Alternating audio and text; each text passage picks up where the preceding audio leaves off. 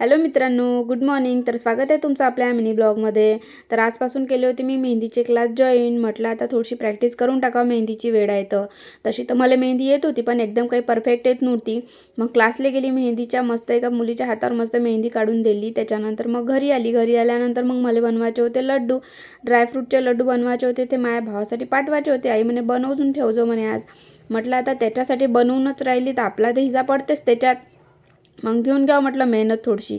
मग मस्त लड्डू बनवून घेतले. त्याच्यानंतर मग जेवण केलं.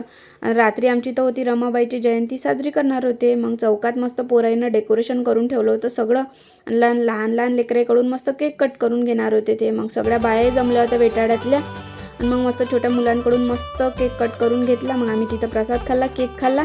सगळ्या बायाईनं सुद्धा सगळ्यांनं केक खाल्ला. त्याच्यानंतर मग आमची झाली रमाबाईची जयंती साजरी. अशी छोटीशी केली पण मस्त झाली. तर चला मग भेटू नेक्स्ट ब्लॉगमध्ये. अशाच ब्लॉग तुम्हाला आवडत असेल माझा तर लाईक आणि सबस्क्राईब करत चला. चला मग भेटू, बाय.